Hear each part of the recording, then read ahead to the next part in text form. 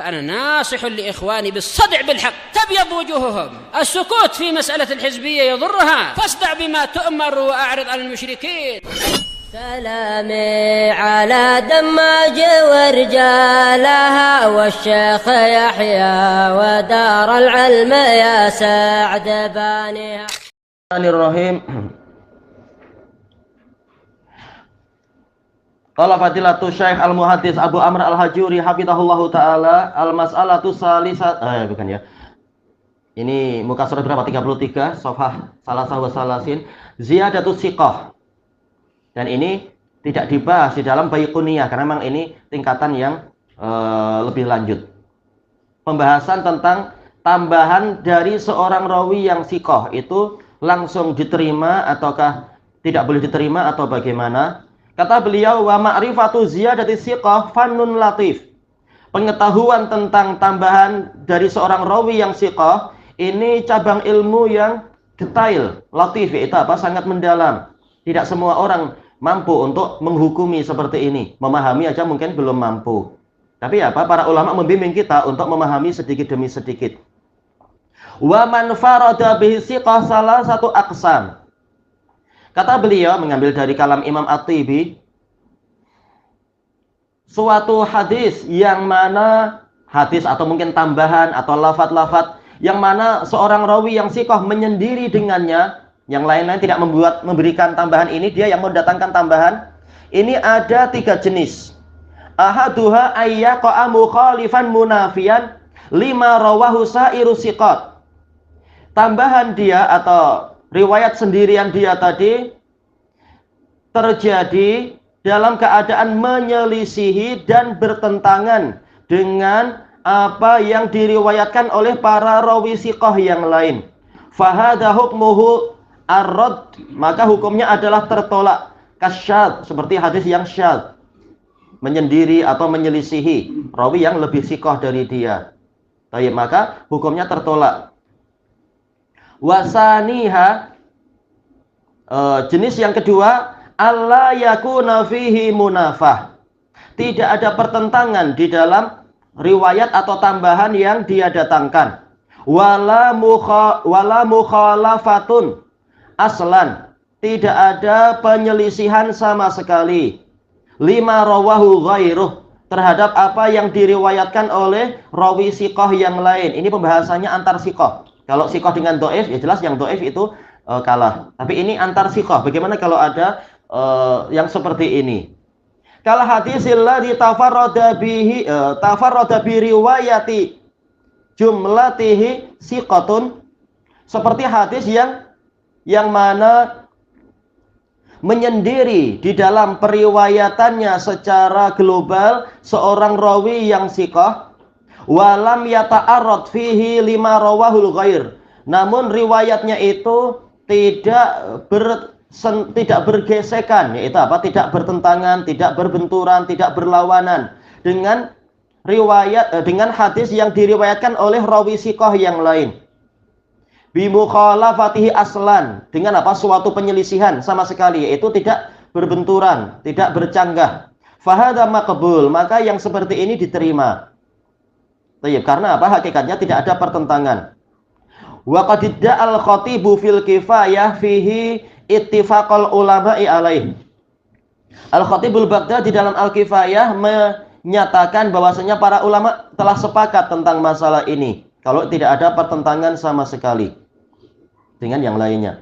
Wasalisuha, sifat jenis yang ketiga, ma yaqa'u baina hatainil martabatain, yaitu kesendirian atau tambahan mungkin yang terjadi di antara dua posisi ini. Mislu, contohnya apa? Ziyadatul lafdhatin fi hadis, tambahan suatu lafaz di dalam hadis. Sama-sama meriwayatkan hadis Abi Hurairah, namun jumhur rawi yang siqah tidak memberikan tambahan, sementara ada satu rawi memberikan tambahan. Lam yadhkurha sa'iru man rawa dzalikal hadis, yang mana tambahan lafaz ini tidak disebutkan oleh rawi-rawi yang lain yang meriwayatkan hadis yang sama.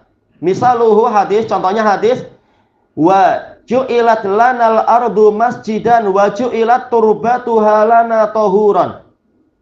Dijadikan untuk kami bumi ini sebagai masjid, yaitu tidak harus sholatnya di masjid, tapi dimanapun kita mendapatkan waktu sholat, boleh sholat di situ. Ini tentunya apa? Untuk orang yang tidak mendengar adzan di masjid wakaf. Kalau mendengar adzan di masjid wakaf, maka apa? Dia tentunya wajib datang. Untuk orang yang memang wajib sholat berjamaah di masjid. Dan dijadikan untuk kami debunya itu sebagai alat untuk bersuci, tahur. Fahadhihi ziyadah tafarrada biha Abu Malik Sa'ad ibnu Tariq al-Asja'i. Tambahan ini yaitu apa? Turbatuha, ini menyendiri dengannya Abu Malik al-Asja'i Sa'ad ibnu Tariq. Wasairu riwayat, sementara riwayat yang lain adalah apa? Waju'ilat lanal ardu masjidan wa tahuran. Dijadikan untuk kami bumi ini sebagai tempat sholat dan sebagai alat bersuci. Apa perbezaannya? Perbezaannya telah dibahas di dalam kitab Syarah Bulughul Maram, Syarah Umdatul Ahkam, demikian pula Syarah Muntaqal Akhbar kalau tidak salah, dan lain-lain. Yaitu apakah boleh kita bersuci dengan batu? Misalkan batu itu sama sekali tidak ada debunya. Nah, ini akan menjadi apa? Pembahasan fikih yang mendalam. Yaitu kalau kita tetapkan hadis yang umum, yaitu bumi ini sebagai masjid dan alat bersuci, berarti walaupun tidak ada debu, tidak mengapa kita usap batu itu, lalu kita usapkan tangan tadi ke wajah kita dan seterusnya. Tapi kalau hadis yang pertama tadi, tambahan turbah, itu sahih, berarti apa? Dipersyaratkan menurut sebagian fuqaha alat tayamumnya itu harus debu. Jadi batu yang misalkan sama sekali tidak ada debunya tidak boleh dipakai untuk bersuci, untuk tayamum. Baik, kata beliau fahadza wa ma asbahahu yushbihul qismal awal. Hadis ini dan yang semisalnya ini menyerupai jenis yang pertama. Min haitsu anna ma rawahul jamaah am. Dari sisi bahwasanya hadis yang diriwayatkan oleh jamaah, oleh para rawi siqah yang lain, itu bersifat umum. Yatanawalul hajara warramla watturab, mencakupi apa saja yang di bumi, yaitu apa? Bebatuan, kerikil, demi ramal kerikil ya. Kemudian juga debu. Taib. Intinya adalah apa? Semua yang di bumi ini boleh untuk bersuci. Berarti masuk di dalamnya adalah jas, yaitu semacam apa kalau ini orang bisa bilang gamping atau pasir semen putih. Demikian pula yang lain-lain, walaupun bukan debu. Cuma nanti jadi bedak lah ya kalau pakai semen putih atau apa itu kapur. Jadi keras. Iya. Baik. Wa ma rawahul munfaridu biziyadah makhsus. Sementara lafaz yang diriwayatkan oleh rawi yang bersendirian tadi dengan membawa tambahan ini maksus, ini sesuatu yang dikhususkan, yaitu turbah, yaitu hanya debunya yang untuk bersuci. Wa fi dzalika mughayaratun fis sifah. Di dalam tambahan seperti ini ada mughayarah, ada perbezaan di dalam sifat. Wa nau'un minal mukhalafah, ada suatu jenis penyelisihan. Karena apa? Hukumnya jadi menyempit. Wa yakhtalifu bil hukum, hukum menjadi berbeza dengan sebab tambahan turbah tadi. Wa yusbihu aidan al-qismas tsani. Namun dia juga menyelisihi jenis kedua, masalah apa itu? Riwayat yang bersendirian tadi itu, min haitsu annahu la munafata bainahuma, dari sisi tidak ada pertentangan di antara keduanya. Dari sisi apa? Bahwasanya ini sekedar contoh. Dan ini memang apa? Sudut pandang sebagian ulama yang membantah bahwasanya alat bersuci untuk tayamum itu hanya debu. Yang betul lebih umum dari debu. Kenapa? Karena hadis turbatuha ini bukan sebagai taksis, tapi sekedar apa? Yaitu dzikru ba'dhi afrodil am, penyebutan sebagian dari individu dalil umum, dan ini bukan sebagai pengkhusus. Nabi sekitar memberikan contoh saja. Baik.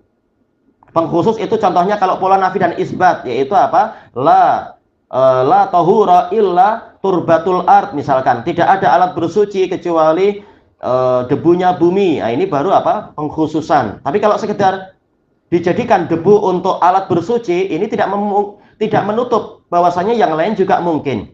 Cuma ini sekedar contoh. Dan pola ini ma'ruf di dalam usul fikih. Berarti pola yang ketiga ini dia menyerupai yang pertama, berarti tertolak, ataukah menyerupai yang kedua, yaitu boleh diterima, berarti sekedar contoh saja debu itu. Di sini terjadi khilaf di dalam masalah itu. Baik. Yang rajih wallahu alam seperti yang telah dilewati dulu adalah hadis ini tambahannya boleh diterima, tapi bukan berarti sebagai pembatasan. Hanya saja apa? Ini adalah sebagai contoh. Kenapa Nabi menyebutkan itu? Karena inilah yang lebih senang untuk didapatkan. Makanya Nabi menyebutkan itu, bukan sebagai pembatasan. Dan ini kembali kepada apa? Kaidah asal. Kenapa orang tayamum? Tayamum adalah sebagai bentuk pemudahan untuk orang-orang yang mengalami kesulitan. Maka yang lebih sesuai dengan kaidah pemudahan, yaitu rukhsah, adalah bahwasanya yang seluruh di permukaan bumi ini boleh untuk tayamum. Tidak harus kita memastikan ini ada partikel debu atau tidak dan sebagainya. Baik, makanya itu yang rajih. Karena apa? Lafaz ayat dalam Quran pun bersifat umum, yaitu apa? Fatayammamu sha'idan thayyiba. Maka hendaknya kalian bertayamum dengan sha'idan thayyiba, yaitu permukaan bumi yang bersih. Bersih dari apa? Najis. Berarti ini mencakup debu dan yang lain-lain, tidak masalah. Misalkan ada pasir, boleh kita tepukkan tangan kita di permukaan pasir, lalu kita gunakan untuk tayamum. Karena memang ini polanya adalah, sejak awal pola tayamum adalah pola rukhsah. Berarti termasuk dari rukhsah juga adalah kita tidak disyaratkan harus membawa debu dan seterusnya. Tapi apa yang mudah ditemukan di permukaan bumi boleh untuk tayamum. Kecuali kalau apa terlalu ekstrim, yaitu betul-betul apa tempat itu sangat bersih. Mungkin apa di dalam makmal, mungkin makmal yang ada airconnya, terutama makmal yang penuh dengan komputer, bersih, tidak boleh ada debu. Tentunya kita khawatir untuk betul-betul apa tidak ada alat bersuci yang menempel di permukaan karpet mungkin atau apa. Maka kita keluar cari tanah-tanah biasa itu. Baik. Kemudian kita lanjutkan dulu. Ini misalkan betul-betul tempat itu sangat higienis sampai tingkat apa nggak tahu misalkan. Nah, sebaiknya keluar sebentar, cari yang mudah. Atau kita bawa apa dalam. Nah, itu para ulama membahas itu bahwasanya ini tidak disyaratkan. Kenapa? Karena di dalam hadis yang sahih Rasulullah SAW di dalam perang Tabuk, mereka sempat berhenti sekian lama di tanah yang betul-betul penuh dengan batu. Nah, kemudian apa? Tidak disebutkan bahwasanya mereka membawa debu misalkan di perjalanan itu. Tapi apa? Mereka cukup dengan tayamum di tanah yang ada di situ, tanah yang bebatuan di daerah Busra kalau tidak salah. Tidak masalah. Yaitu apa? Pakai apa yang senang didapatkan. Itu ketika tidak mendapatkan air dan semacamnya.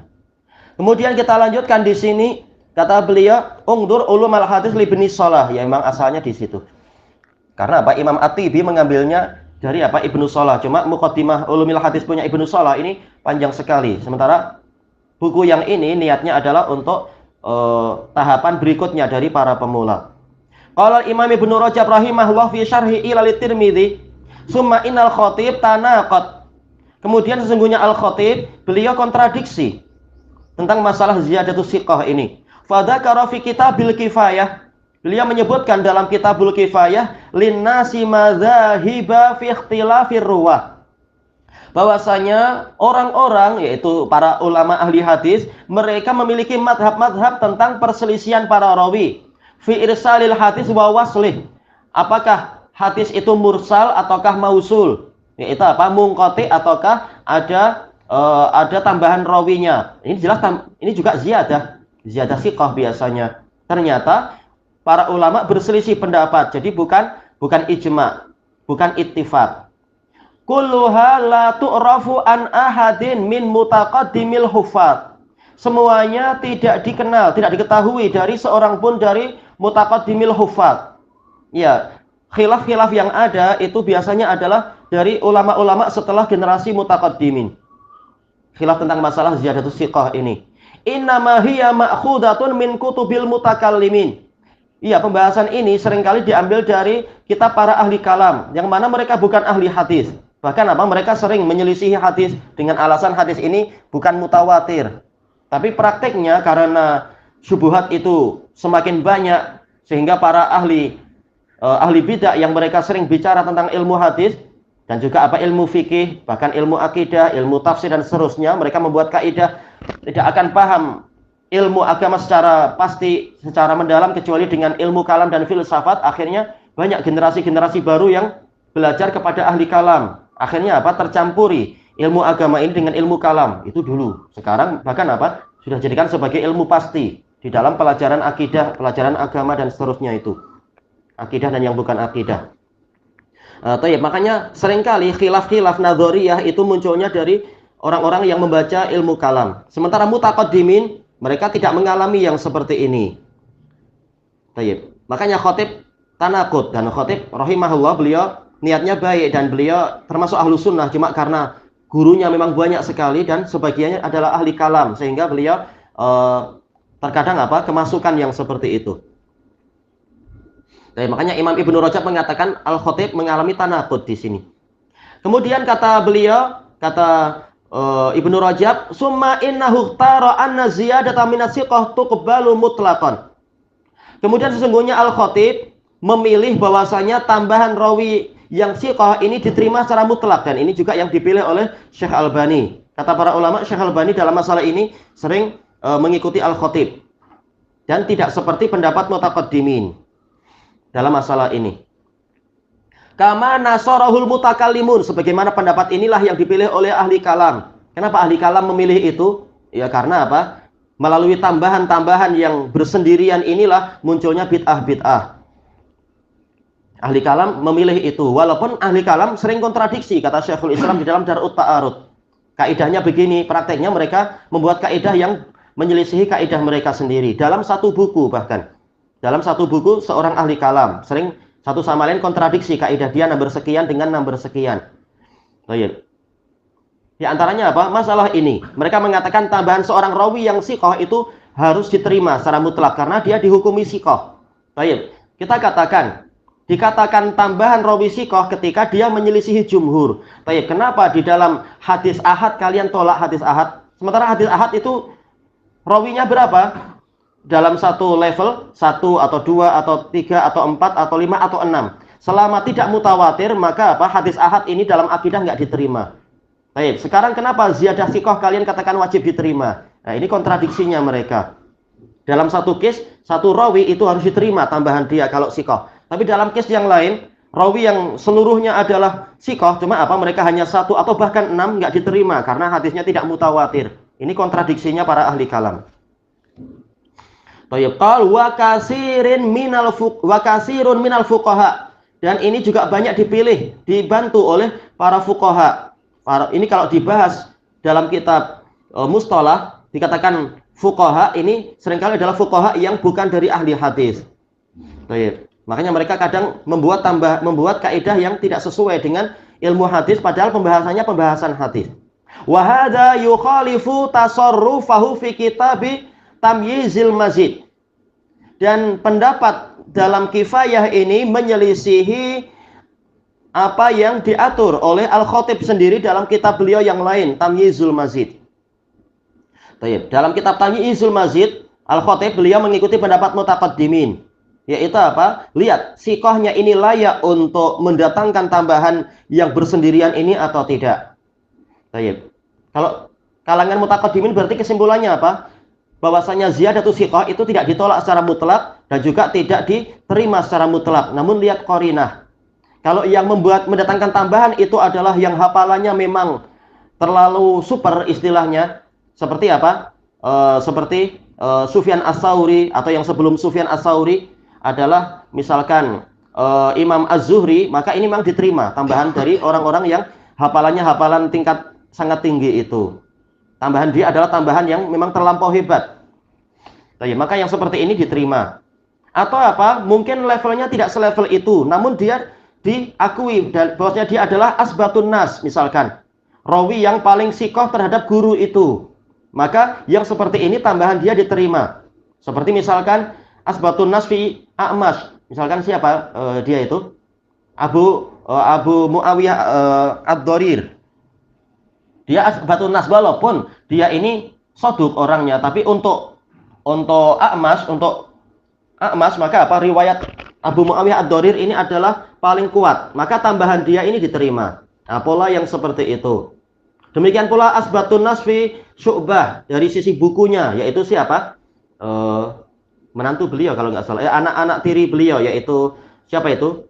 Muhammad bin Ja'far. Beliau disifati ghaflah untuk riwayat yang lain, tapi untuk terhadap Syu'bah, maka memang beliau asbatun nas, belajar ke Syu'bah 20 tahun. Maka tambahan dari beliau ini diterima. Jadi lihat qarinah, tidak langsung diterima atau langsung ditolak, namun lihat qarinah, bagaimana kualiti dia terhadap guru tersebut. Dan itulah yang dipraktekkan oleh para mutaqaddimin.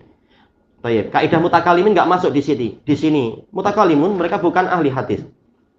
Kemudian kata beliau, wa qad abata tasarrufuhu fi kitab Tamyizil Mazid, tasarruf atau ini. Wa qad abata tasarrufahu fi kitab Tamyizil Mazid ba'du muhaddisil fuqaha. Sebagian ahli hadis dari kalangan fuqaha mencela perlakuan yang dilakukan oleh khatib dalam kitab Tamyizul Mazid. Wa tami'a fihi. Namun apa? Disukai oleh apa? Sebagian muhaddisil fuqaha limuwafaqatihi lahum fi kitabil kifayah. Ketika khatib itu sesuai dengan pendapat mereka di dalam kitabul kifayah. Al-khatib intinya adalah mengalami tanaqud di sini rahimahullah, dan ya tidak maksum, itu biasa seperti itu. Namun lihat mana yang lebih sesuai dengan kaidah dari para salaf. Selesai pembahasan yang disebutkan oleh Imam Ibnu Rajab di sini. Ilahuna wallahu a'lam. Intinya adalah apa? Tidak diterima secara mutlak dan tidak ditolak secara mutlak. Namun lihat kualiti dia terhadap case itu bagaimana, terhadap guru tersebut bagaimana. Wallahu a'lam. Kenapa? Nah, ini masalah. Ya jelas, yang layak untuk jadi peneliti suatu ilmu adalah orang yang punya ilmu di situ tentunya memang. Nah, kita diajari untuk belajar sedikit demi sedikit agar memahami duduk permasalahannya. Ya betul, jelas ini ziyadatus siqah, ini masalah ilal, betul. Mencela penyakit-penyakit yang tersembunyi.